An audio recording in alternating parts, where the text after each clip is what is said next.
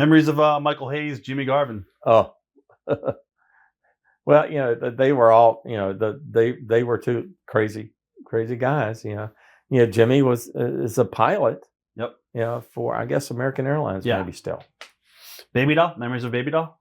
Yes. Yeah. And here's this woman that's 6 feet tall, very muscular built. That Rick. I mean, there again, it's Rick. And part of the Four Horsemen deal, he made her, and she helped make him. Talking about the Horsemen, what are some of your favorite memories of the rise of the Four Horsemen, and when did you realize the company was onto something with them? Oh, it just happens. It's the interviews, the electricity that they start, and the gleam in their eye. And you see, oh God, here it comes, and just their talk and the action in the ring. JJ, when he gets tied up in the ropes and he starts bouncing around, and it's just classic. What are some of your favorite angles from that time period in 87, 86?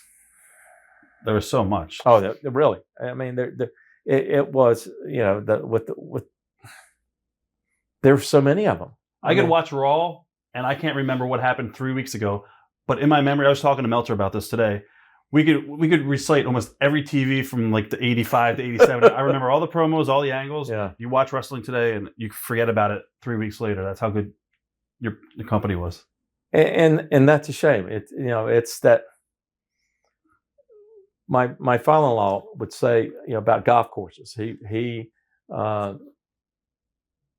helped design some golf courses, and he was a member of Augusta National, and he would talk about when you play a course, there has to be memorable holes. That hole that can be one or two that you remember on that, and today they're not those memorable matches that you, and that's a shame, because I look at some talent, and there again, I don't watch it all the time. I can't. I get too wound up. Memories of the big angle where Nikita Koloff hit you with the Russian sickle. He loved that, by the way. He loved that. I was going to ask you. The belief is that he didn't personally like you, and he stiffed you. Is that true? Yes. Why? That time he hated my guts. Why is that? He said I was sarcastic, and I'd look at him and just getting tongue-tied, and Ivan, Ivan's such a nice guy, but I'd wind him up, and he said I couldn't wait. He said I just couldn't wait. And I had no idea when it was coming. Wow. And to me, they asked me, what was it like? And I said, do you remember a kid and you're running through the dark and you run into a clothesline and it spins you up? That's what happened. Yeah. And everybody there, everybody thought I'd been killed. Right. Been killed. And I sold it from the car. I mean, all the way home, and I loved it. It was money. You got to work special guest referee for the Nikita Flair match too. So right. The stadium in Charlotte. Yeah. How do you think the history of the business would have changed had Magnum not got into the car wreck? Oh, he would have been world champion. He would have been the world champion. Yeah. He was primed. He had there again. He was another one that the camera loved him. He had that gift. He also had the athletic ability to back it up. Talk about Starrcade 87 on pay-per-view. Whether it was worth in the end to have moved the show to Chicago and have run it on Thanksgiving afternoon instead of the night. Nope. It should have stayed where it was. It should have. I mean, okay. Cost-wise too. Nothing against, but with cost-wise, it was not worth it. The building was extremely hard to adapt.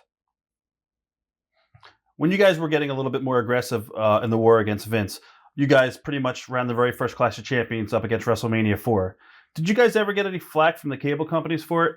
Oh, yes. Yes. Jerry Hogan at the time came down and said, cable companies called and we can't do that anymore. Even though Turner got fantastic ratings. Oh yeah. No. Memories of working with some of the following announcers, and we're going to talk about some of these talents coming up too. Bob Keidel. Oh, it's great. Still is. Wonderful. I learned so much from Bob. He was so calm, and when I'd go off on tangents and screaming at, being a fan, he was that.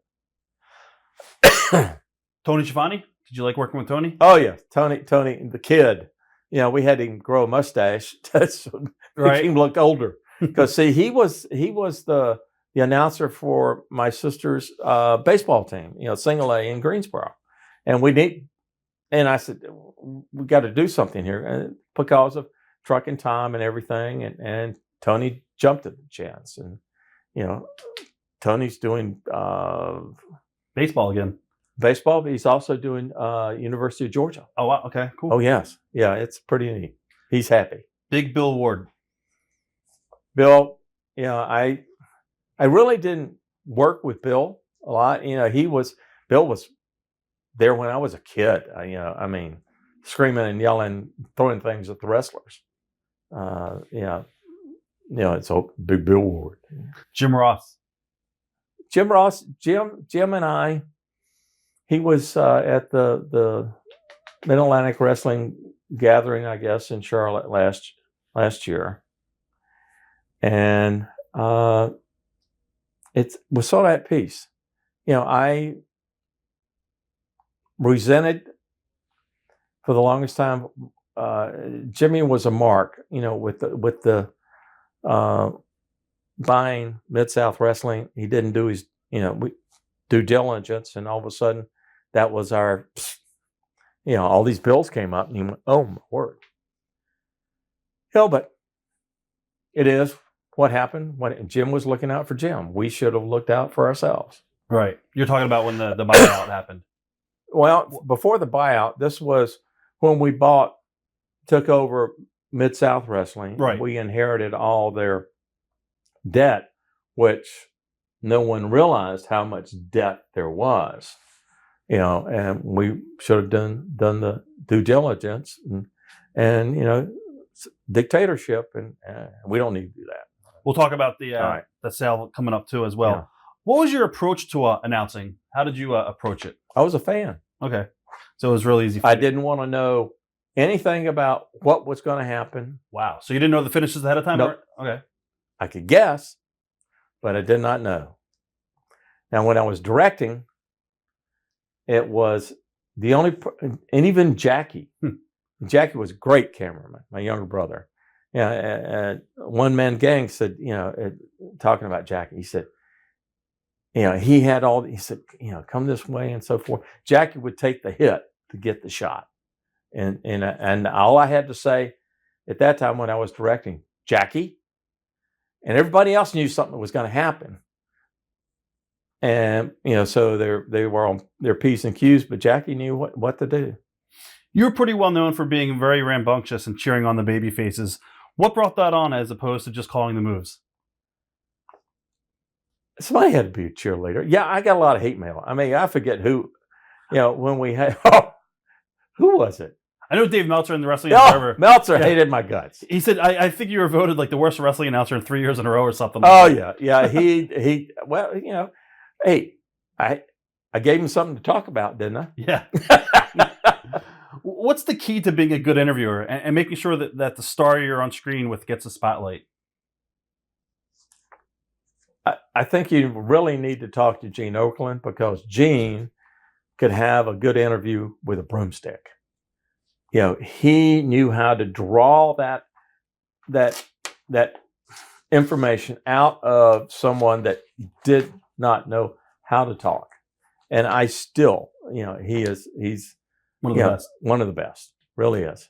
Watch thousands of exclusive shoot interviews right now on TitleMatchNetwork.com.